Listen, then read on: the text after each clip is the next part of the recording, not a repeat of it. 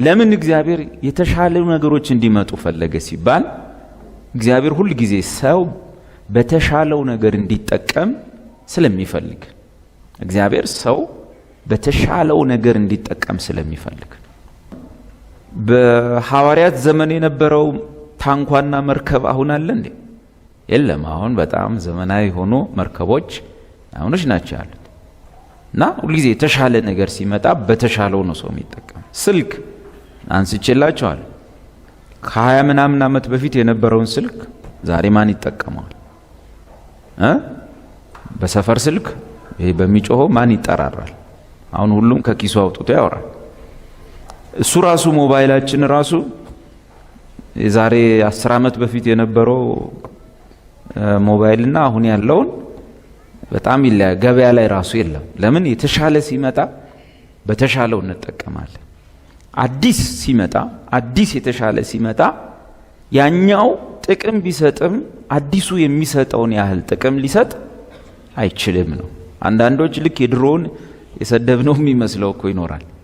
ምንድነው አሮጌው ኪዳን አሮጌው አሰራር የምትሉት አሮጌው ምናምን የምትሉት? ጳውሎስ ምን አለ? አይ ፊተኛው ኪዳን እኮ ክብር ነበረው።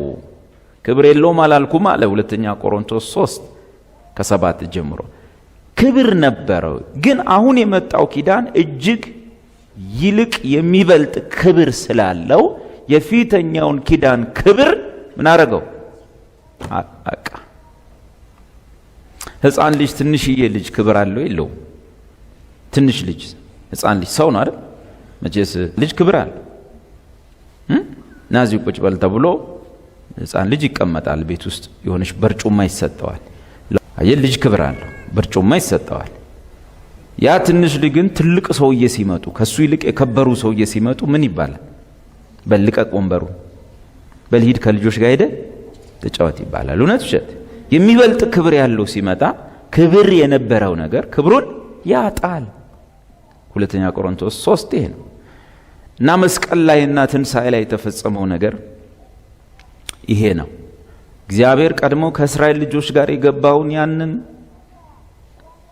ክብር የነበረውን ነገር በሚበልጥ ክብር ባለው ነገር ቀየረ። አሁን የአዲሱ ኪዳን አማኝ እግዚአብሔርን ማመስገን ሲገባው እግዚአብሔር ሆይ እኔ ማን ነኝ?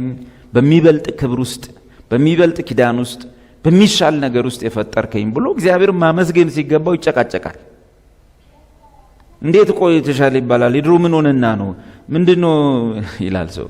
እና ጎልጎታን ከደብረ ሲና ክርስቶስን ከሙሴ የቀይ ባህርን መከፈል ከሞት መወገድ ጋር እኩል ሊያደርገው ሰው ይፈልጋል።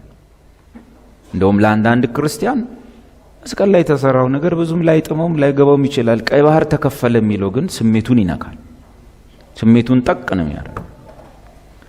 ቃል ወይም የእግዚአብሔር ልጅ ኢየሱስ እኮ ቀይ ባህርን ለመክፈል በአካል አልወረደም።